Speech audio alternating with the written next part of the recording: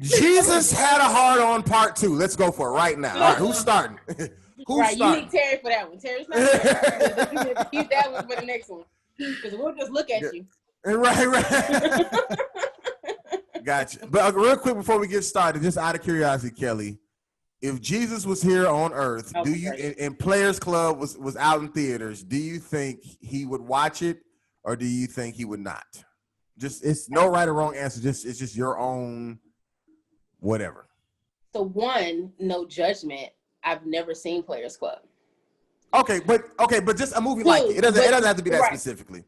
But just no, you know, I do not think that Jesus would watch it. And no, I do not think that Jesus would have a hard on. Well, we weren't going there, but okay. I appreciate the clarity. Appreciate the clarity.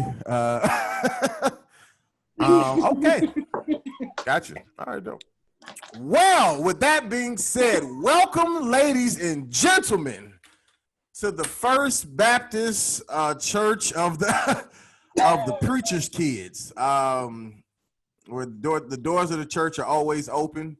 If you are feeling froggy enough to be considered the worst ones in the world, because I even heard somebody had a recent conversation. They were just like, "Man, I'm preacher's kid."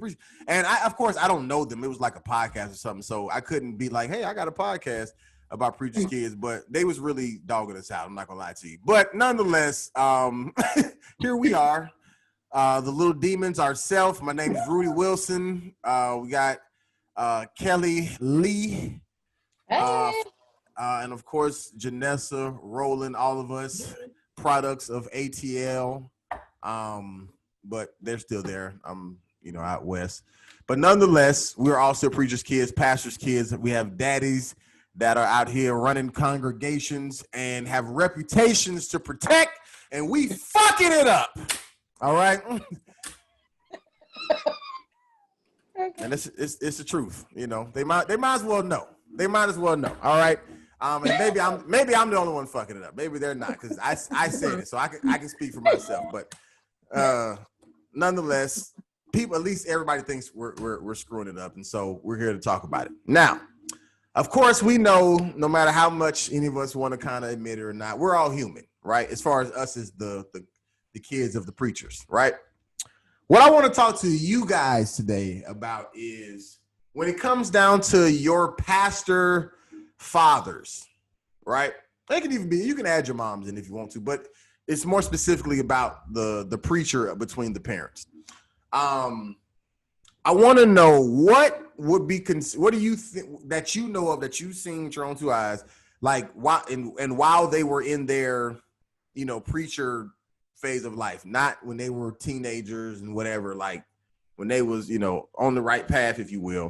What would you say would be like the most non-pastor thing that they've ever done? Give you an example. And once again, I'm just throwing examples out. This has nothing to do with your fathers or whatever. But let's just say, like, did they ever like, hey, you know what, it's your birthday, I'll take one shot at Patron or whatever. Not 2, 3 or whatever to get drunk, whatever.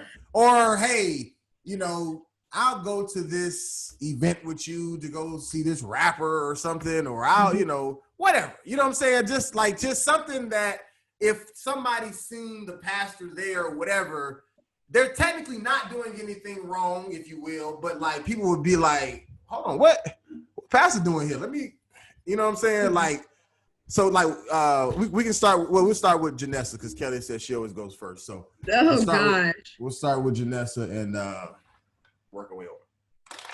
This was tricky for me because they're kind of squares. They don't really do. But the one thing that came to my mind was we did a family trip to Las Vegas. Okay. And we were staying. And sorry to cut you off, but by family, who all does this entail? Who all is on this trip? Oh, my parents and my sister. I don't think DJ was born yet. Oh, so this was a minute ago. Okay, gotcha. I told you they squares. They don't do anything. Right. I thought you meant like ain't y'all adulthood. Okay, so this is. Oh no, I wish. Yeah, that would be fun. But yeah, we went to Las Vegas. We stayed at the MGM Grand, and they didn't gamble because they don't do that. They don't gamble. But I guess it might be kind of weird to see your pastor in Las Vegas at the casino, just like walking through the slot machines to get to the buffet. I mean, right. So what exactly did y'all do what did this square church family do in Las Vegas? Well, I remember, now this was a while ago, but back in the day, I don't know if the MGM still has this. They have like a amusement park on the roof or on the top floor, like roller coasters and stuff. So we did, right. I think we did that. We saw some shows, maybe Celine Dion back in the day.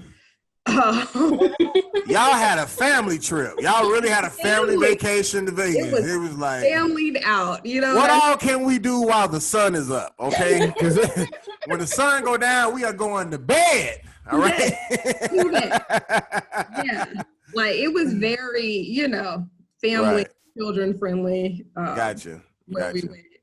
But I don't know if my dad would go to Vegas now. It might be too unholy for him. I don't know. So let me ask you this. And I'm just throwing stuff out there. So you never seen like your dad or your mom or dad get mad and like use profanity or even not even if it's not like a hard F or B, it could be just nigga, you know, whatever, you know what I'm saying? Or just, you know, just anything. Like you ever seen that? You ever seen just anything? And you ain't got to go too deep. I ain't saying tell some deep story that nobody supposed to know, but I'm just saying, you know, just in general, like, have you ever just seen like, so what is your dad like, I guess, when he's not in pastor mode? Let me ask that.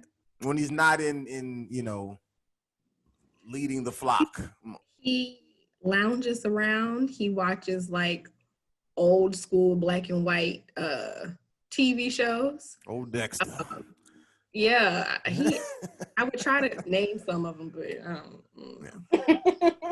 he listens to police scanners. Like as a hobby, he likes to do that. And I mean, it's not even like police scanners in Atlanta. It's like in Chicago or something like that. Right. Taking care of the dog. Right. Like when I tell y'all they are squares. No. I mean, I get it. Squares is mean. They're just older and they're 60s. Right. I was like, how old are your parents? They're 63. They're 63. My dad will be 63 in December. My mom's already 63. So all the kids are grown. So they're just kind of, you know, mellowing it out at this point. Got you. Now, when I'm not around, maybe. I don't know. Right. That may be a whole they play story. With grandkids. My sister has a bunch of kids, so. Yeah, I follow her on Instagram. She got a little squad. It is a squad. She got a little squad, but they be doing their thing though. Happy birthday, Ivy. She'll be 7 tomorrow. Happy birthday, Ivy. All right, well, Kellie Lee, what you got for us? So when I saw the question, I'm like, man, I don't have anything to say, but Janessa gonna make my family sound fun. So my parents are those my homies. So we travel together a lot. We went to Las Vegas a year or two ago, and we went because I wanted to go see Mariah Carey. And so my parents took me to go see Mariah Carey in Vegas. My dad has gone with me to Beyonce concert, and I've seen people here in Atlanta, and people say, Pastor Kevin? Pastor Kevin. Right. Because he's at and I'm like, hey, yep, Pastor Kevin right here with me. You know, he done bought Beehive tickets. He up close. I wish my dad bought some Beyonce tickets and came. You said what? I wish my dad bought me some Beyonce tickets. Look, I'll buy the tickets. And he does he know who Beyonce is, out of curiosity? Is he like aware? He does. Okay. I think he does. Now these young folks today, probably not. Yeah, no. I call them the ABC rappers. NBA, YFNC, the alphabet rappers. I don't know. You know, my parents. Right. No, but yeah, so he'll do those things. Like I said, I wanted to go see Beyonce, and I didn't have anyone to spend, the $250 on a ticket with me. So my concert buddy is Risa, Rudy's sister, and so now that we're no longer anywhere close to each other, I've had to find new people to go with, and no one wanted to see Beyonce with me for $250. So I asked my daddy. Right. Let's go. Now, does Pastor know the lyrics? Does he know the choreography? He doesn't know the lyrics, doesn't know the songs, but he gonna tell you in service on Sunday that he went to the Beyonce concert. So he's not ashamed because he gonna tell you. So what is he? Just give us a paint a picture of what this looks like with you and your daddy at the Beyonce concert. So like, what are you doing and what is he doing? Why Beyonce is performing? My daddy is just sitting there chilling, and he's there. I'm up singing all the words, dancing, right? Having a good time. Is he literally sitting chilling, or you mean like standing there next to you chilling? Like, is he literally sitting chilling? It's like you over there giving all this, and right? You staying for the whole 2 hours. He tired. He regretting this. He's like, listen. I look over like you all right? Right. I ain't know it was gonna be 5 opening acts before Beyonce. Beyonce came on at midnight. Right. But he's hanging in there. Right. He's hanging in there. Like I said, he took me to see, Mariah Carey, and I acted a fool seeing Mariah Carey. An absolute fool. Yeah. Seeing Mariah Carey. Can she hit her notes live? She doesn't go as high as she used to. She, an octave or two, below, where she's comfortable these days. But still, you still got your whole life though. Yeah, still, entire life. Oh, as long as she ain't fussing like Patti LaBelle about her lyrics. Like, where's my lyrics? Why? I don't know these. I told y'all to have my. You can't be mad at Patti. Yeah, you can't be mad at him. The Patti's a legend. So yeah.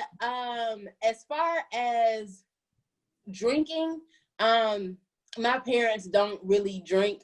They may indulge just a little bit with me. Like I remember most years I go out to dinner with my parents on my birthday. So my parents are I hang out with my parents all the time. COVID is really, really, really messing me up.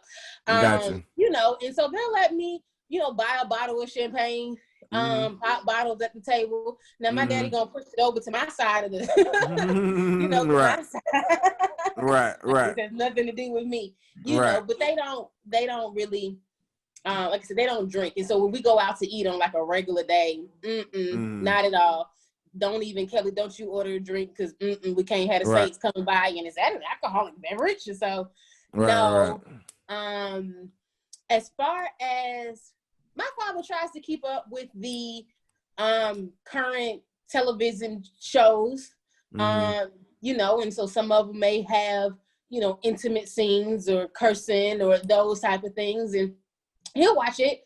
I get real awkward, but I think it's not, if I'm watching it with him, but that's not necessarily because he's a pastor, but just because that's my dad. Right.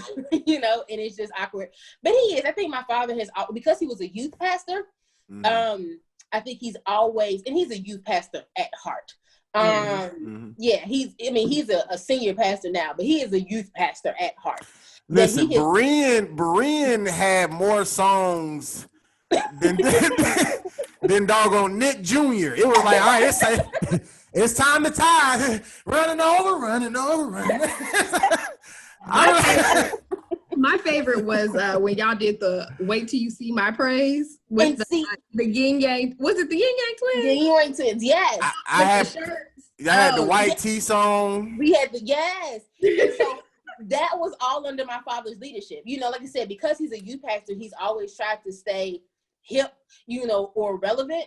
I got one more. I'm sorry to cut you off. I learned the book of the Bible because of them too. That Genesis, Exodus, Leviticus. That's all. Yeah, okay. But that's why I want to throw that in. The New Testament from him: Matthew, Mark, Luke, and John, Acts and Romans. Yes. That was them.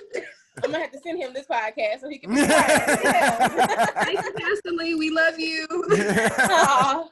So he's always, but like you said, youth conferences, he would let us think totally out of the box. Like I said, we did. Wait till you see my praise, right?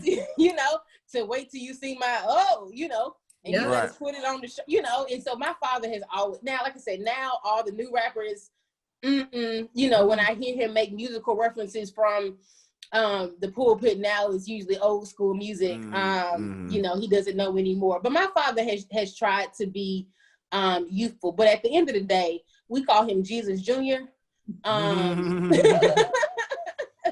Because I feel like he really doesn't have a desire to do things. Let me ask you this about your dad, because your dad is Sigma, correct? Yes, he is. Right. And so I know that.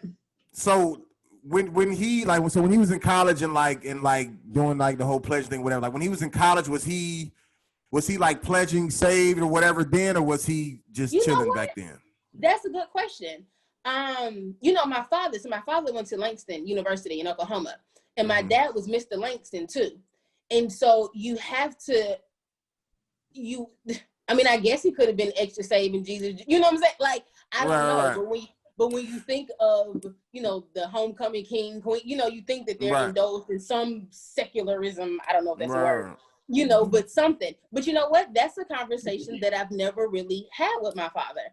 Of what that looked like in college. Wow, that's a great. So and Kelly, I want you to continue, but that's the new question. So do y'all know like what like I guess the backstory of your preacher parent? But Kelly, you can continue in the sense of you telling us that how you don't know about your daddy. I know, right? My answer is, it's so funny because I'm such a daddy's girl. That in my mind, my father has just always been perfect. In my mind, he's just, even when we had his 60th birthday party back in February, and my mom was making jokes and had pictures of him and other women, and I don't even. Wait, he's 60. When did I Yeah, I was thinking the same thing, but I was like, nobody else freaked out, so I was like, I ain't gonna say nothing. I didn't think he was 60. My parents were the older ones, but what? Oh no, my mom. Oh, never mind. Okay, never mind. Right. I was like, how old is your mom, Rudy? Just, our parents, they known each other for a long time. Let's just say that.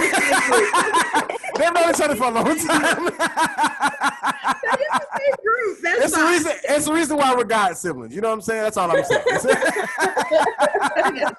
I got you. But yeah, and so that's a conversation that now that we're here, I want to have with my father or or my grandmother. Bring him on the podcast. No, I'm just kidding. You said you're gonna hold it. You heard it here first. Let me phone him in real quick. Right. Get on Zoom. Right. Spot for him right here. Right. Little backspace. So no, I don't know. I know that, like I said, I guess in college he was a well-known guy. And I've heard him, I guess, maybe talk about parties, and I don't know. Like I said, I think I've just always had this block because my daddy is just perfect. Was he already, has he been a preacher or whatever, your whole life, or did you So, from as far as I can remember, I was born in Texas, and back in Texas, he was the youth minister at our church in Texas. The day my parents got married, he got his master's in divinity or something. So yeah, gotcha. As far as I know, yep. And this has always been, he hasn't always been in ministry. He was a correctional officer and a custodian and some other things along the way. But I think he's always had a heart for it. But as long as I've been here, yep, he's always been a minister, to my knowledge. Gotcha. Gotcha. Okay. Miss Rowland. Well, my parents' story is a little different. I do know a little bit about them. So All right. They go some juice. Back before they were squares. But it's still square, y'all. It's still Oh man. Oh man. My parents met in the 5th grade, y'all. Wow. They lived 1 block over. And my dad used to sit behind my mom and pull her hair, and she couldn't stand him. It's like one of the. That's adorable. They went to apparently back in them days, high school included middle school or something like that. So they went to the same elementary school, and then they went to the same high school, junior high, whatever that is. My mom was prom queen, and my dad was her date. They started dating in high school. And they actually, when I tell y'all my parents are like super saved, they started like a Bible study in high school. My dad's nickname, like in his yearbook, is Deacon, y'all. Like when I said they not new to this, they true to this. True to the game. They are true to the game. They dated during high school. Mom was prom queen. They dated in college. My dad went to Georgia Tech for undergrad, and my mom went to Georgia State. And then they got married at 25, and then they had us. And so, like, as far as I know, in college, he was also the chaplain on the track squad because he was on the track team. Like, Jesus has been.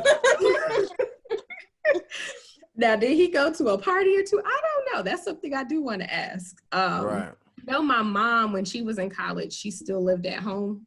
Like she went to class and came home. But my dad was on campus because he had scholarship for the track team. So I don't know what my dad was doing at Georgia Tech, but I'd be curious to know if he went to like a party or two. Right. Especially since I went to Tech too, and I know I went to all the parties. I don't know. Pick this conversation back up next week. We're gonna do some research over. Right. We're gonna do a little research. We'll get back to y'all. Let you know. Well, I can tell you, my father was the man. All right, listen. I can go ahead and tell you about my dad. All right. He had I'm the youngest of 4 kids. All right, I got 3 older sisters. And I only share the same mother as one. You know, you do the math. Okay, my dad was out here. You feel me? But nonetheless, to his credit, I mean, my dad's just a good guy. So like, even with us, so we were in Atlanta, one sister in Mississippi, one growing up in Tampa. But once a year, we always traveled to see both. You know what I'm saying? Like, so we grew up knowing them. It was never like, oh, you got a sister, but you'll meet her one day. You know what I'm saying? It was never that. Like, he would take me and Risa, then go get with our sister, and then both of my sisters have 2 other siblings besides them, 2 younger siblings besides them. And he would get their 2 younger siblings as well and take all of us to Chuck E. Cheese or wherever. You know what I'm saying? So, you know, he paid his debt to society is what I'm saying. But he was out here. You feel me? You know, but so was my grandfather, and he was a pastor. I mean, he wasn't like out here as a pastor, at least I don't think. But what I'm saying is, it was kind of like, I guess, like a little cycle or whatever. But you know, they all, I guess, pulled it together one day. Yeah, I mean, I don't know if I'm answering the question or not, but yeah, I mean, my dad was, you know. But as far as nowadays, I guess to answer more of the non-pastor thing, like nowadays, my dad is way more, what do you call it? Like my dad wants to be around, like, just say like okay, so if we go to like a sports bar or whatever, like my dad gonna go sit at the bar just so he can be around and conversate with all the drunk people at the bar. Like, that's just him. You know what I'm saying? Is he doing ministry? Is he like leading them to Christ? I mean, yes and no. Like, he's not really like bringing up God, but he's like giving them really sound life advice. You know what I'm saying? Like, you know, like. Go ahead. I think sometimes that's necessary. Like, if you just over and like Jesus, like, right. His people, you know. Because I remember even being with my dad at like a wing house or whatever like that, and like this real drunk, like drunk people love my dad for whatever reason. They just be talking to him, drunk white dude. He just and when he offered to buy my dad a drink.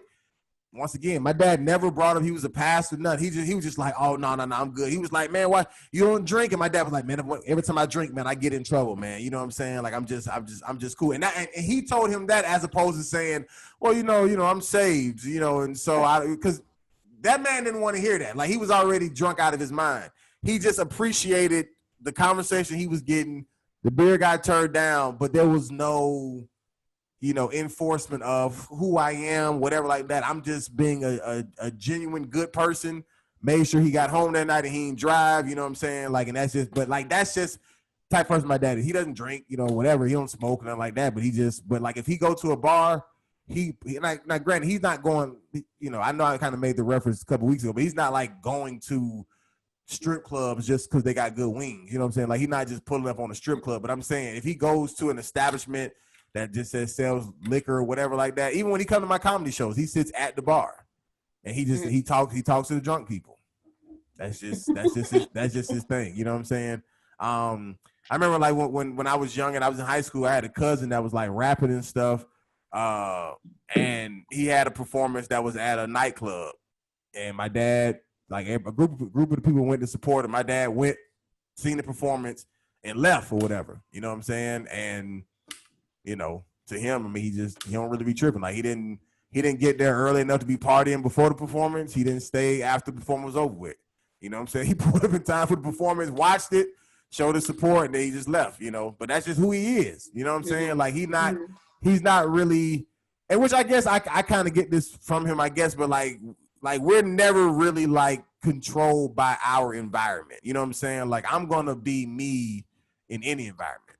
You know what I'm saying? So, and I know everybody can't say that. You know what I'm saying? Some people, if they get, in front of just say a naked woman, they may all of a sudden hit the ATM and whatever. Like me, I don't really care for strip clubs, to be honest with you. I think, I wasted enough money when I was 16 going, and I'm just like, this is stupid. You know what I'm saying? Dang. Well, I've always looked older for my age. You know what I'm saying? So you go to a little hole in the wall, they ain't checking IDs. I'm telling you, 18, go in there, spend my little Walgreens check. Blow my little $400-$500. Now I'm broke. It was a waste of time. So I'm telling you, I have not been to a strip club like past the age of probably like 17. Not even joking. Wow. Yeah, it's a waste of time. So, but yeah, so that's it. So I mean, so yeah, as far as him, like like I've never seen him like I've never really seen neither one of my parents in their like before saved phase. Like you know what I'm saying? Like by the time I was born, my dad was like 28 or something, close to 30. My mom was like 30 or something like that. So, I mean, they weren't like super young, but when they had me, so like they were already, I was born into the church, so I ain't never really seen them. Me too. Go to the club. I ain't never seen them wilding. You know what I'm saying? I think all three of us was born literally. Me three. Yeah. You know what I'm saying? So I have a question for you, Rudy. Mm-hmm. 2 questions. I forgot one of them. But one, so I heard you say your grandfather was a pastor. I also heard you say that your dad and your grandfather were the man. And so how has that trickled down generationally to you? So I know at one point, okay. Well, no, go ahead. No, that's it. Go for it. You said at one point. I want you to finish whatever you're gonna say. No, because I want your enthusiasm to play. Well, it's because I thought about something. You said the word generational, but I want you to finish what you were saying. At one point. No, I mean I know at one point you were called to the ministry in the way of preaching, correct? Yeah. I mean, that's fine. There's different ministries, Yeah. So, no, you're not.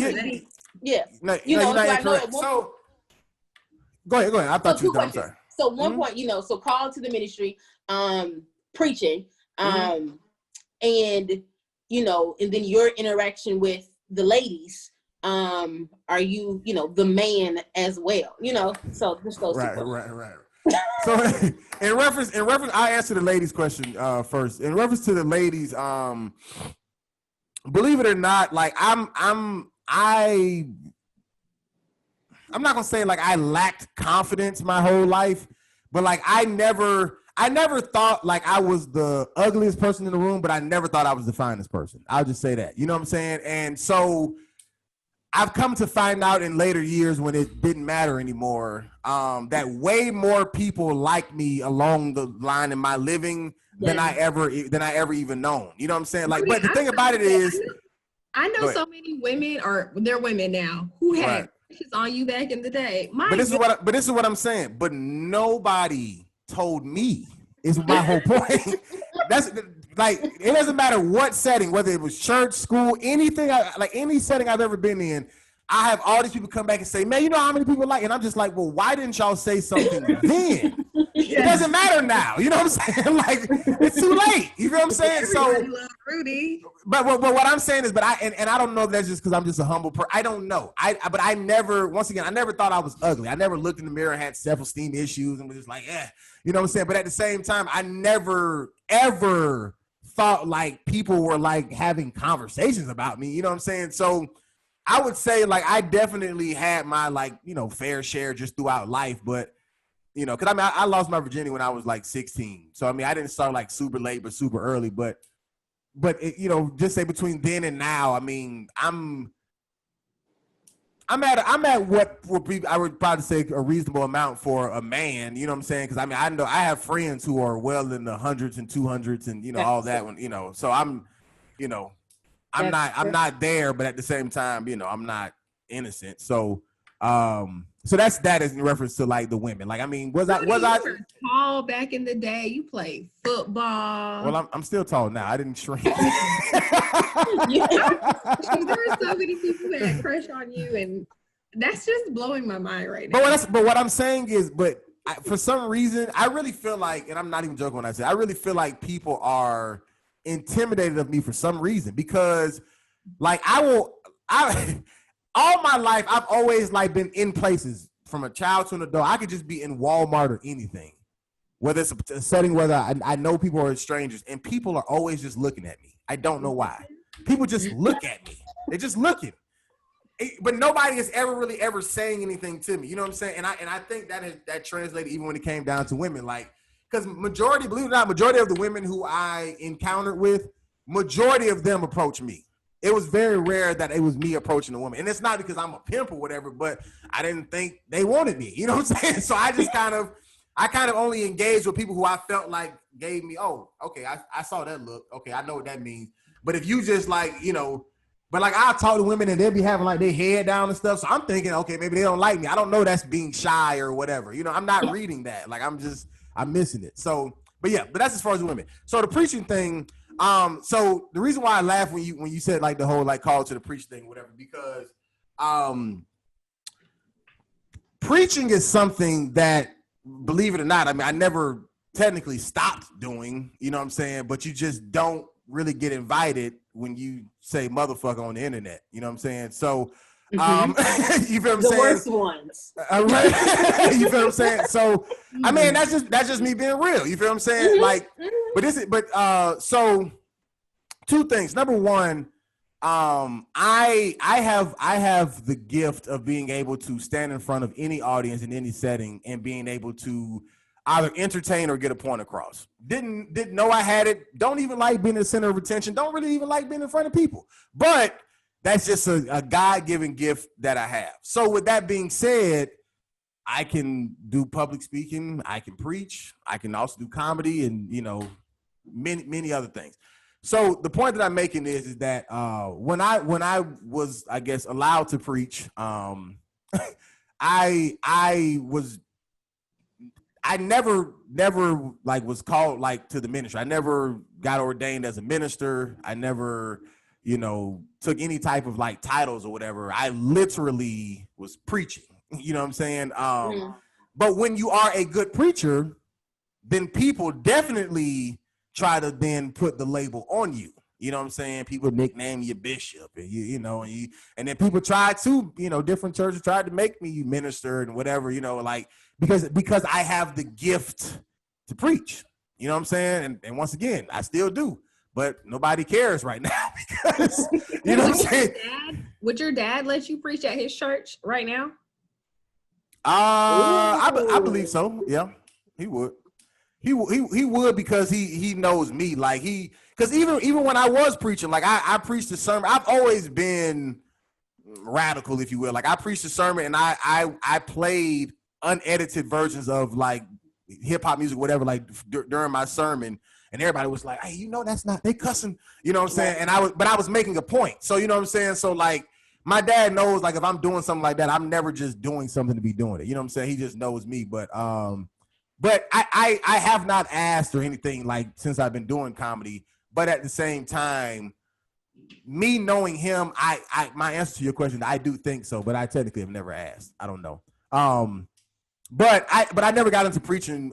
And I don't know if you were asking this, Kelly, because of my dad or grandfather or nothing like that. Like I literally do everything in my life, whether it makes sense to me or anybody else, based off of what God tells me to do next.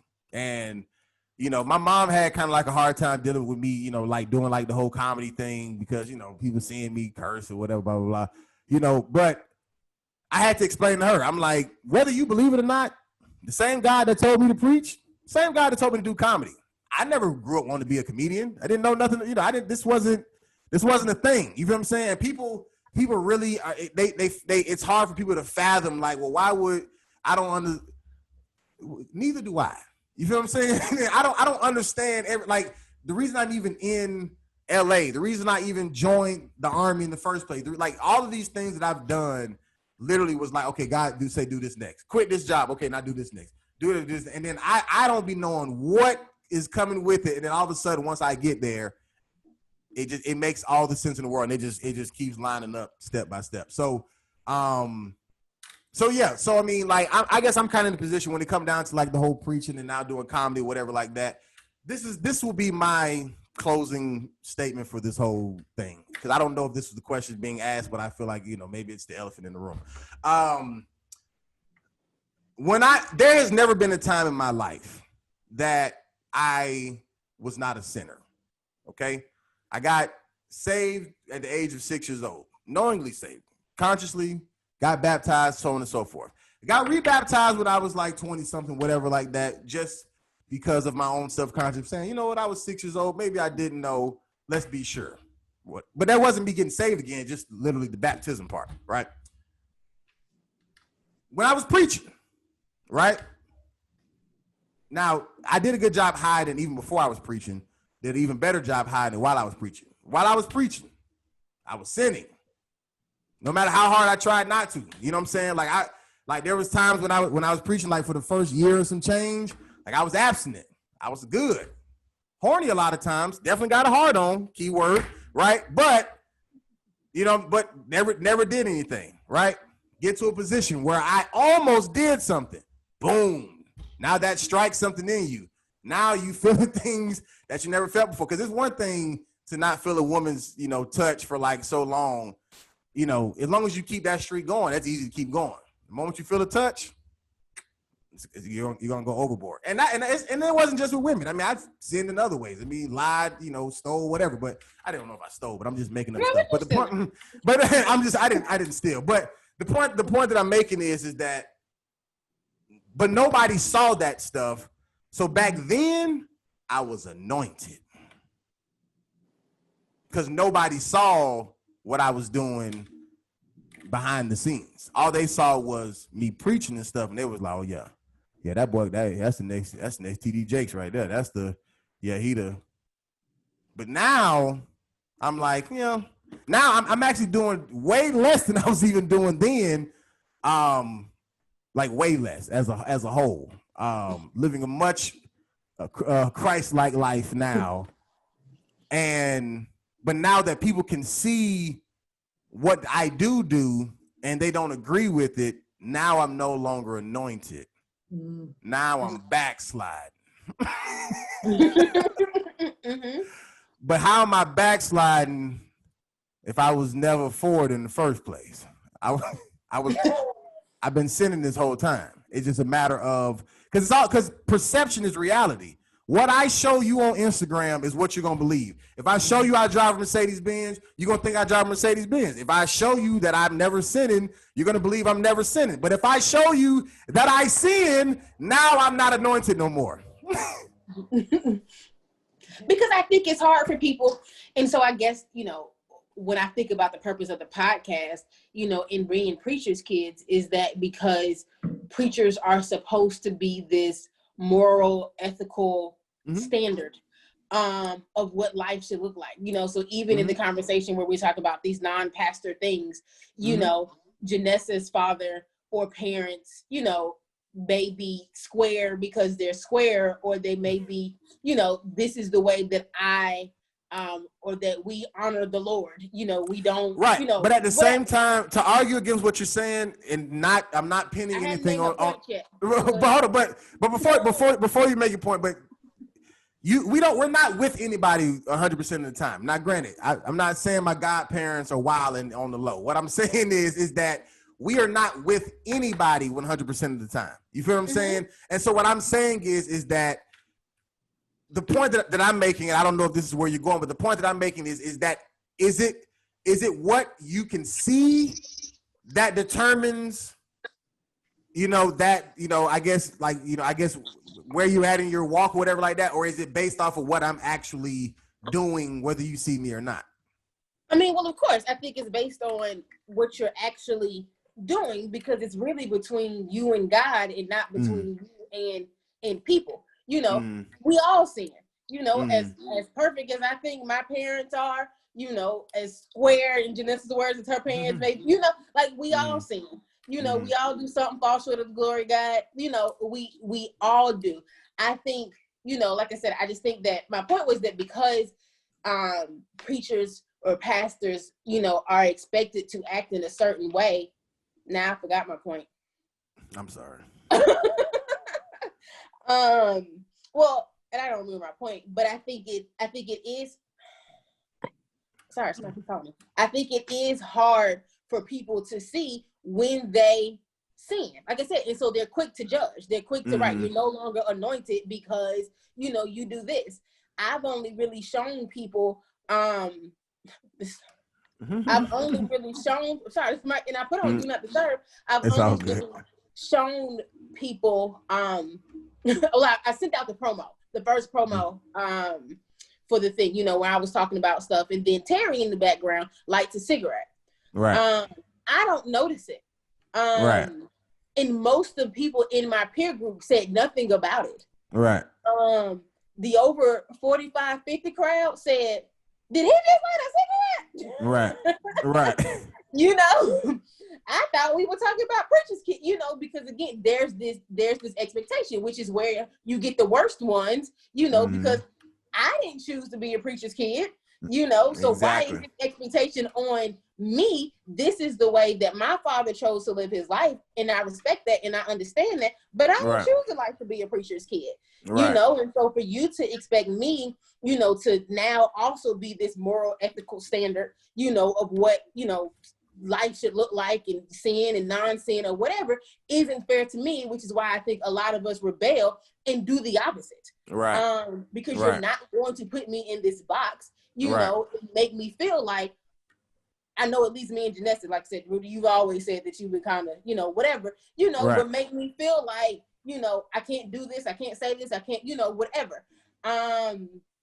Again, I forgot my point, but that's it for now. No, but to piggyback off of that, like I see where the box is, even for me, is that, once again, hence the name of the podcast, the worst ones.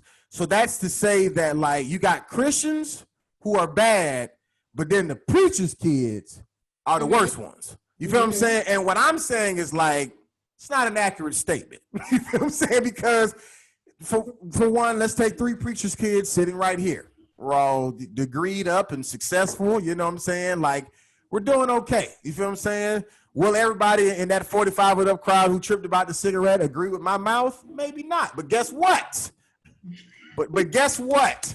I'm not the worst one, is my whole point. You feel what I'm saying? And I'm not trying to tell anybody how to live their life. Like, if you feel whatever you feel like your relationship with God is and how God wants you to carry yourself, do that. Did we lose Kellie? We lost Kellie altogether. Okay, let's just pause this. Device that I have, no, it's the only device that I have. You good? You good? I'm poor. You said good. we were agreed up, but no, but the point I was basically just trying to make simply is that the box for me is that, like I said, we're getting that stigma as if not only like there's nobody in the world, Christian or not, preacher's kid or not, well, no matter what your title is or not, bishop or not, whoever, like they're everybody is doing something. You know what I'm saying? Mm-hmm. And we can, you know, we kind of have a scale of what's considered, you know, what level of sin, and that's probably because we even look at crime that way. Like, you know, rape is obviously way different than petty theft, but is lying worse than, less than fornication, or are they even? You know what I'm saying? Like, people, it depends. You feel what I'm saying on just whatever. But like for me, I'm not this big rebel or whatever like that, but I'm very clear on what my stance is, and what I feel like everybody's stance should be is that you should just live your truth. I'm not saying go tell people your deepest, darkest secrets, but I'm saying, but if you are genuinely you, then to me, I feel like you're doing what the Bible says in reference to being all the way hot or all the way cold. But when you're trying to be lukewarm, that's when God ain't rocking with you. You feel me? And so I'm just not lukewarm. I'm just gonna be me. And I always prayed, hey God, whatever's in my life you ain't pleased with, not of you, so on and so forth, take it out, remove it. You feel what I'm saying? I am definitely in tune with God and how me and him rocking and the purpose for my life and so on and so forth. And I just don't really take the time to try to explain it to everybody along the way. You know what I'm saying? Like, if you want to know that bad, like y'all did, you just ask. And if you want to, have a perception, then I just leave it up for perception, and I just leave it at that. So, I'm not tripping either way. But I do have one more question before we kind of wrap things up, just out of curiosity. Now I'm a male, so this is a little bit different because you guys are women. But growing up, when your preacher parents were having the conversation with you about the birds and the bees, right? I will just leave it open and just say what was the conversation like, but I'm going to pinpoint it to something more specific. Were they more on the side of don't do it at all until you married, or were they on the side of if you just happen to have to do it, use protection, or this is XYBZ, these are the steps? So I want to know. We can start with whoever feels more comfortable. I wish you would have told me this beforehand so I could have run it past my parents first. But go ahead, Janessa. That's fine. So I didn't really get a formal sit down birds and convo. My message came from the pulpit. Okay. And the pulpit was, don't have sex before marriage. Like, that's it. And I would say maybe a couple of years ago, our young adult ministry did a month and a half Wednesday Bible study topic on like sex and soul ties and like what happens mentally and spiritually. It took a deep dive into it. And I said, man, I wish I would have gotten that conversation way back when, because when all you say is don't have sex and then you walk away, like, right. Especially as a not gonna say rebellious, but especially as someone who, as a teenager or a young adult who's like, oh, you say don't do this? Well, I'm gonna do it. Right. Not like having that mindset, like, that wasn't beneficial for me. Right. So I remember being in middle school and they asked all of the kids to bring condoms, and they were going to like show you how to, I guess, put the condoms on the cucumber. This is at school or at church? They told you at school. And they told you to bring condoms to school? Yes. Yes. And so I go to the gas station, just pick up some condoms. I had to ask my dad. Right, and he flipped. It was, I don't know. I just remember being last minute, being like, Dad, I need a condom for sex ed. That is terrible. He gave me like this expired, super old condom. I was so embarrassed to like pull it out in class. But thankfully, I guess other kids, their parents had bought them boxes. I don't know. So That boxes to put on right. cucumbers at school. But like I didn't have this sex education lesson. Girl, we had it. I remember having it in 5th grade. What putting cucumbers on cucumber? What county did you grow up in? Well, I went to private schools my entire life. Oh, okay. All right. Maybe that was different. You weren't doing that. Go ahead. I just remember sex ed in elementary school, sex ed in middle school, and don't have sex outside of marriage from the pulpit. Church. Right. You know, it was like everybody but my parents had that conversation with me. Gotcha. So yeah. Okay. I don't know. Maybe it was taboo. Maybe they were uncomfortable having that conversation. I don't know. I definitely would do things differently if when I have kids, I would definitely have that conversation with my kids and like let them ask questions and all of that. But I can say that I didn't get that from my parents at all. Gotcha. Okay. I also didn't feel comfortable having that conversation with my parents either. Gotcha. Okay. Agreed. Yeah, I don't think my father and I we've never had that conversation. But I think his stance was clear. You know, from his teachings. You know, like I said, he was my youth minister. In you know, don't have sex until you're married. You know, and so like I said, I think his thoughts on it were clear, but I don't think my father and I have ever had a conversation about sex. Now my mom and my dad are two totally different people. And so my dad is you know, very spiritual. And my mother is very real. I didn't ask to be a preacher's wife. she would be your podcast. Like, on First Ladies, honey. She gonna show you a whole different world. One time. We can do it. Janessa, you gotta set it up. Janessa's our event coordinator. She's something serious. So she was more real, you know, in I don't want you to have sex until you're married, but if you do, this is what you need to do. Let me know so that we can get you the proper protection. I didn't get that. My mama didn't say none of that. Yep. And so she did. She did. And so yeah, like I said, but my parents, and it's cool. Like I said, because my father is very spiritual and my mother is very real. And so putting them together is interesting. But yeah, my dad and I, like I said, I got that from his teachings, from the pulpit. But my mother was honest about it. Like, I don't know if we did a deep dive, conversation about, but of course, we talked about pregnancy and STDs and, those type of things. But yeah, no, she said, I want you to tell me so that we can get you the proper protection. Gotcha. But I will say, and this might be like just extra transparent, extra, way too much.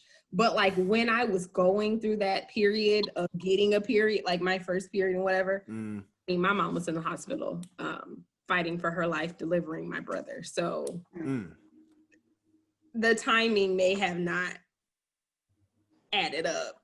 Right. Gotcha. And I mean, she had other important things going on. Right, going on, exactly. So, Right. So even like in your like high school, college, when you started having boyfriends, and I don't know, I really didn't bring many boys home, period. Yeah, I was like, so I don't know, I didn't. And to this day, you know, it's a handful of guys, especially my father. It's not just me. No, I don't either. Yeah, no, it's a handful. Like it's a pretty big thing when you get to meet my parents. Right. Especially my father. You know, my mother, because I want her to give me, you know, we may do something with my mother, but my daddy, he don't even know your name. You even exist. There are plenty of people who my dad does not even know walk the earth. No. You know, but as you were starting to have boyfriends, you know, those type of things, you know, you and your mom, did you guys talk about dating? Did you talk about, like, not even sex, but just, you know, dating in general? What did that look like? So my parents are like super old school, super traditional. So first things, like, I didn't have a cell phone until my freshman year of college. I didn't get a cell phone until I made it to Spelman. Yes. And boys couldn't call the house either. So me and my sister kind of had we like looked out for each other, kind of, sort of. My friends would let me use their cell phones. Dating was not a thing in the Rowland household. High school boyfriend who actually went to your church, Kelly. And for us to go on a date, I had to tell my parents I was going to the movies with my friends from high school.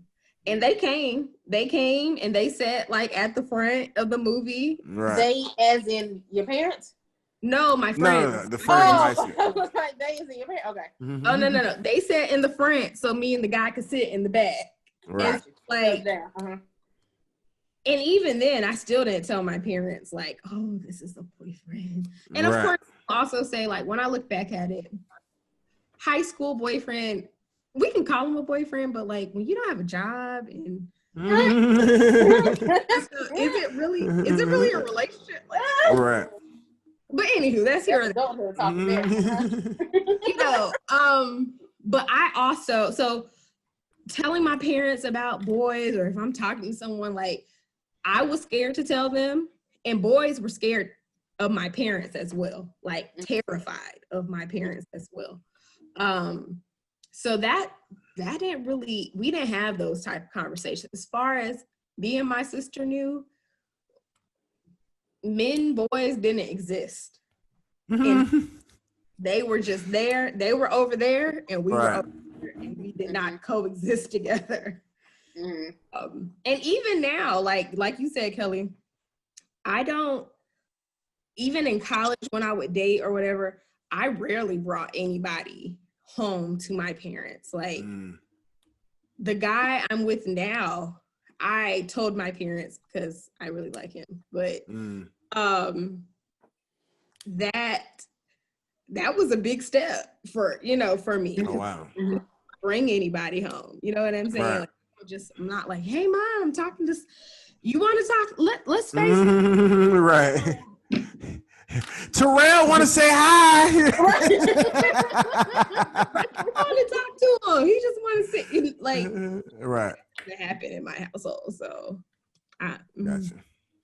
Gotcha. Okay.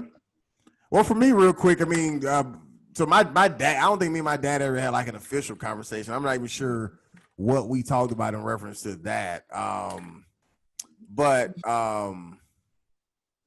I forgot. I had the big O because you said something about the whole generational thing. I don't know if I should say that now or should I wait for. I'm gonna say that for another podcast because that can go pretty deep. But my mom, the only vivid conversation I never had a conversation with birds and the bees in the sense of like, you know, this is sex. This is how you have sex. You know, This is how, like, my parents never showed me how to put on a condom or, you know, it was nothing like to that degree. But my mom I remember her having a conversation with me in high school. And granted, by the time she had this conversation, I had already had sex. But nonetheless, but nonetheless, did you tell her that she was a little late? No. Because I mean that would have just prolonged the conversation. I don't think I would have. I wouldn't have cared, but you know, if you know, when you say okay, then the conversation's over with. Like, you know what I'm saying? So I just kind of left it at that. Such a man. Because her point was, which is why I asked the question. She was like, how I feel, we talked, you would believe, blah, blah, like, it would please my heart, like, if you didn't have sex, like, until you were married. But if you absolutely, just feel like you just got to do it, then you definitely need to use a condom every single time. Like, don't ever not use the condom anytime. Now, granted, I didn't listen many times, but the point is, we had to talk. You feel what I'm saying? But that's about as deep as the talk I've ever had.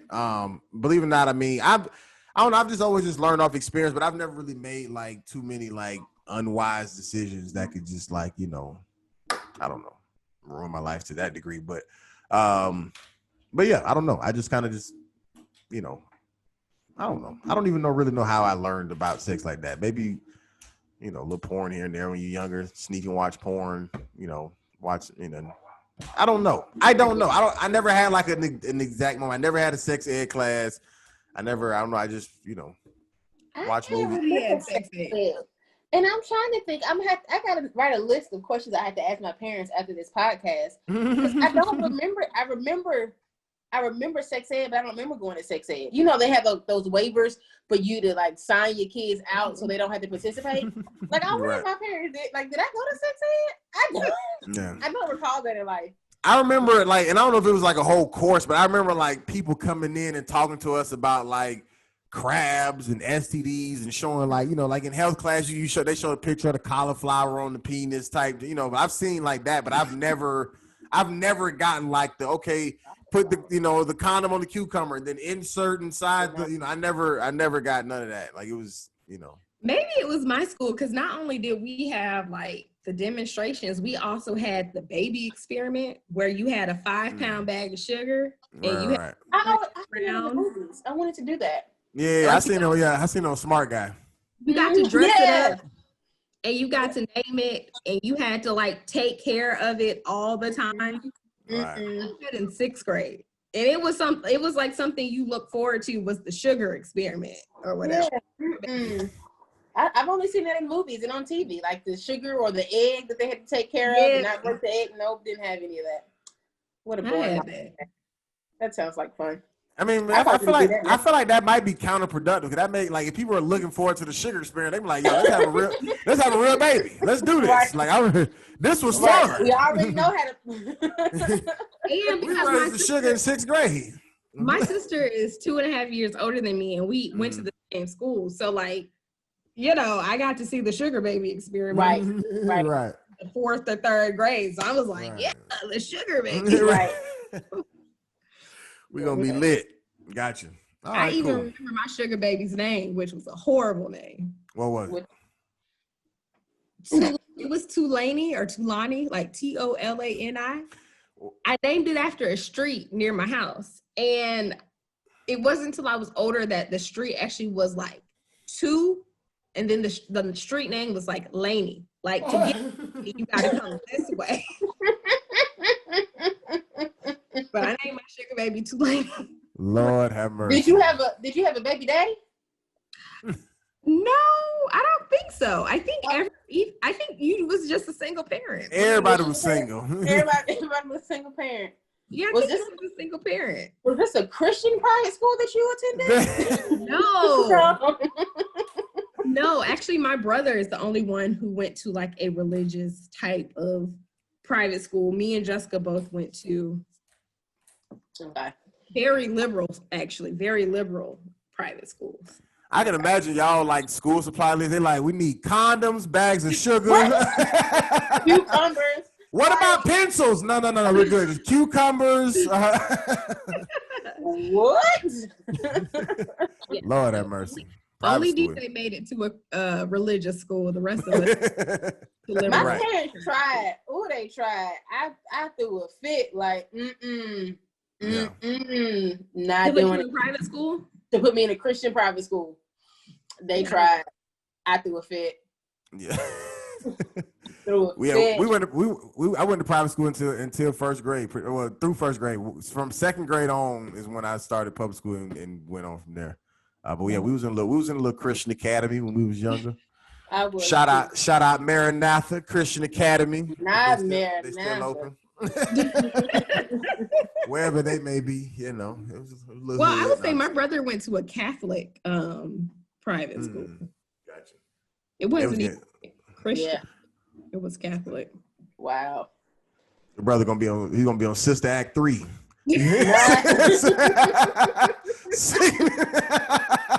I can't. No, man, but that was dope, man. This has been a good conversation, man. I feel like you guys are I got you guys good and uncomfortable enough, so that's always my goal. You know, but we're making progress, you know what I'm saying? You guys are opening up more and more, and that's what I like. It's getting better. Yeah.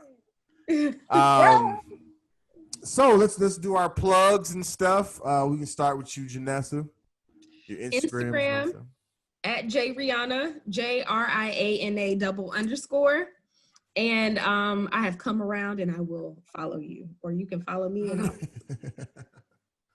oh wait, was yours the one that was blocked? I mean, on no, private? Kellie's is that's private. Kelly's. Mine's not private. So at Princess Kells 51, but it's private. It is private, like my life. Right, exactly.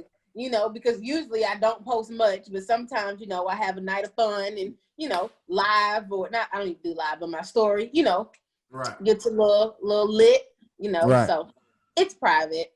Gotcha. But you can request me. You vet their page and see if you decide to right. I said, right, but when you request me, so here's the details. So when you request me, I need you to send a message saying that you request me, and then I need to be able to see your page. Right. Inspect. Gotcha. Correct. Gotcha. That's a lot. No, I'm playing. Well, I'm not, but I am. It's right. She got an acceptance process. She got like a 7% acceptance rate in her Instagram. 70%. No, I said 7%. Oh, okay. Yeah. I'm like 7% acceptance rate. Ain't nobody getting in her school. RudyComedy.com for me. This, of course, is always on the No Life Boys Productions YouTube channel. NOLIFEBOYZZZ Productions. Shout out to when I didn't have a job and didn't have a life, and now I got a life, not so much a job, but you know, that's where that came from. So you know, I'm making big moves out here. Not really. But yeah, man. Shout out to y'all too, man. Appreciate y'all living this, you know, preacher's kid life with me. You know what I'm saying, and you know, we're gonna keep, you know, doing this thing, man. So other than that, we every single Monday. YouTube, like, comment, subscribe, share, and God bless you. We out. Bye. Bye.